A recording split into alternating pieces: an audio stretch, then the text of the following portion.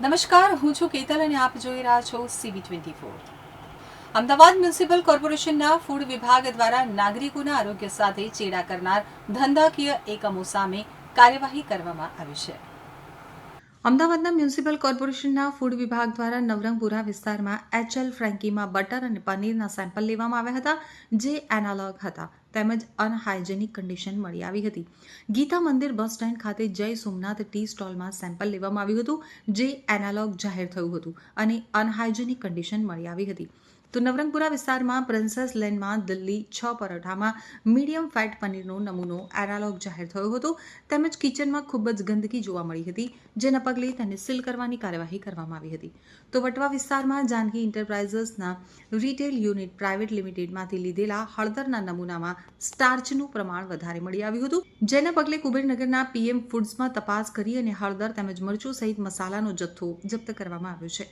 તો પ્રહલાદનગર વિસ્તારમાં પુષ્પક કોમ્પ્લેક્સમાં આવેલ KFCમાં ફૂડ વિભાગની ટીમ દ્વારા તેલનું ચેકિંગ કરવામાં આવ્યું હતું, જેમાં TPC એટલે કે બળતણનું પ્રમાણ ચેક કરવામાં આવતા વધારે મળી આવ્યું હતું, જેથી તેને સીલ કરવાની કાર્યવાહી કરવામાં આવી હતી।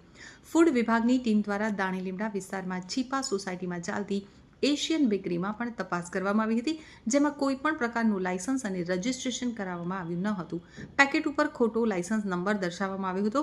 ખૂબ જ મોટા પ્રમાણમાં જીવજંતુઓ અને ગંદકી જોવા મળી હતી।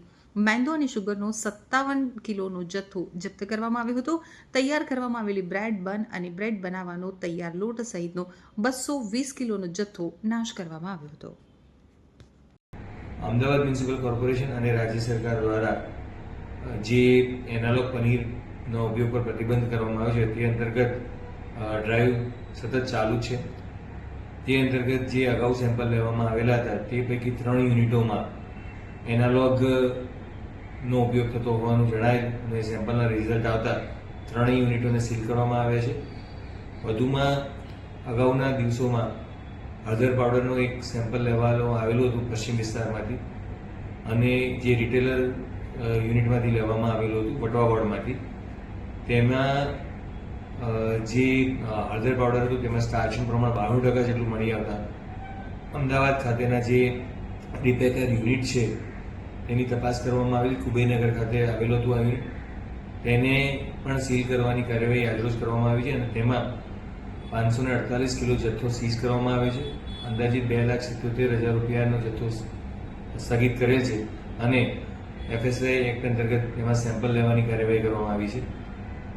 જે યુઝ કુકિંગ ઓઇલનો વારંવાર ઉપયોગ કરે છે અલગ અલગ યુનિટો, તેને પણ કોર્પોરેશન દ્વારા ચેકિંગ કરવામાં આવે છે। તે અંતર્ગત આજરોજ KFCનું એક યુનિટ જે પ્રહલાદનગર ખાતે આવેલું હતું તેમાં TPC કાઉન્ટ ખૂબ વધુ પ્રમાણમાં જોવા મળતા તે યુનિટને પણ આજરોજ સીલ